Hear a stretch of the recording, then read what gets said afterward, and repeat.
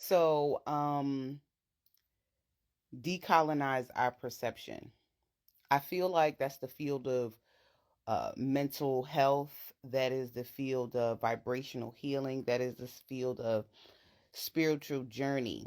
Because we all know that this place has been colonized. The earth, the animals, the species, like everything, no one misses the swift hand of colonization. That's what it seems like. So, I was writing some things down about something that I was going to share in my next parlor session, and it is shedding the field of consciousness of sowed seeds of our parents, teachers, and the culture at large. The culture at large, the world at large, all of the things that have been seeds that were sowed in us of how we perceive the world around us and the world within us, if we're even aware of that, right? So the seed sprouted and grew into conditioned patterns. Now, conditioned patterns, which turn into belief systems that now determine how we think, feel, and perceive the world around us and the world within us.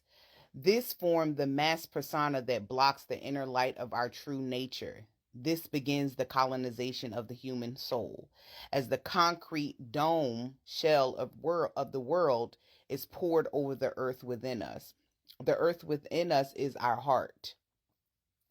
When we talk about this great awakening, the reset, and all of that, that is the apocalypse of the heart. Like, if you ever seen a Bobby Hemmett video, if you are gracious enough to go and find that video, I think on Panic's channel, it's all the way, it's like years back on YouTube, back when I think you was only able to put like 15-minute clips up. So it's like 19, 20 parts anyway, but somebody might have the whole like damn near 4, 5, 6 hour lecture. But when he was talking about the apocalypse of the heart, and I think in like the early 2000s or maybe the late 90s, this is the time that he was talking about. When you have to decolonize your perception, the way you feel about things creates your world. That's because your emotions are magnetic. So whatever you believe, and your belief system is your core, your foundation. So whatever came into you or what was sowed into you through your parents, through your teachers, through your doctors, through your peers, through just the world around you, your environment, your neighborhood. Did you grow up around horses or did you grow up around toting guns? Like, you know what I mean? So all of those types of things come into play when we realize the imprisonment that we've placed ourselves in. Okay. Now, growing up and maturing, at some point in time, the switch is supposed to come on. And then you're supposed to decolonize your perception, analyze, take another look at your belief system, and see if that's something that you resonate with as an adult. But a lot of times that doesn't happen because who we were patterned to be as children grows up with us.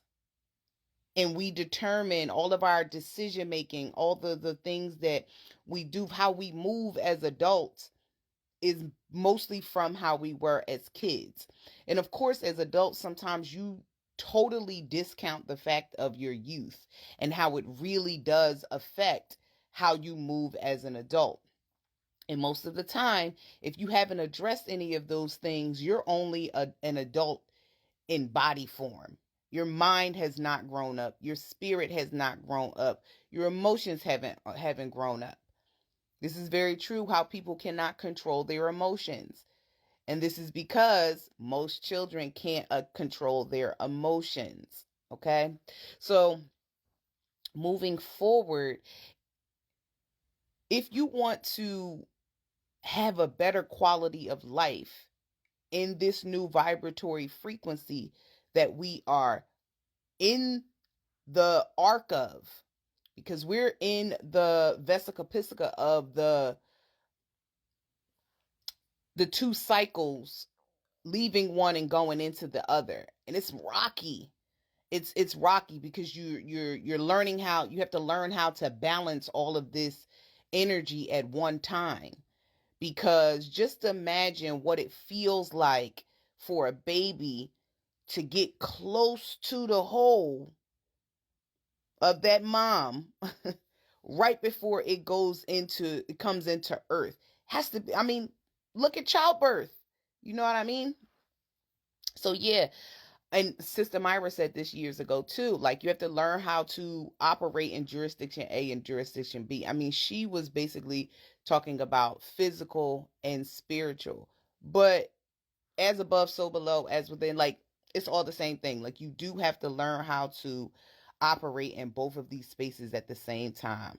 So yeah, decolonize our perception so that we can make space for potential that's always been there. So now we can tap into it. Do you understand what I'm saying? So yeah.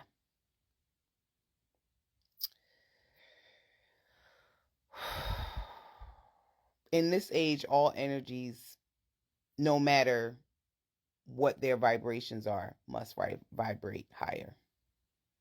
Positive growth, negative regress. Oh, and I forgot one more thing. That pattern, that field, that dome, like I said, it creates a prison or a prism of information or understanding or non understanding around us, that we think that everything under the dome is what it is. And I'll put a picture up here to show you what I mean. So when you decolonize, this is what you do.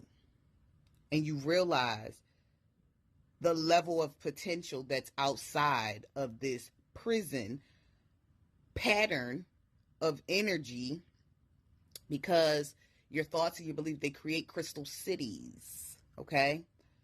You realize, oh, the dome isn't real. It's given Truman Show. It's given, well, I can't remember that movie. I think it's called The Wall. It's given Insurgent. It's given Divergent. It's given um something Mockingbird. Like, it's given all of that. Okay? You realize that the dome is a construct that you accepted in your mind without analyzation. So it's like the people that choose not to leave the plantation assume that that's just what it is. It ain't never gonna change. Just how it is. I guess this how it's gonna go. You understand what I'm saying? The people that choose not to leave their neighborhood, the people that choose not to explore outside,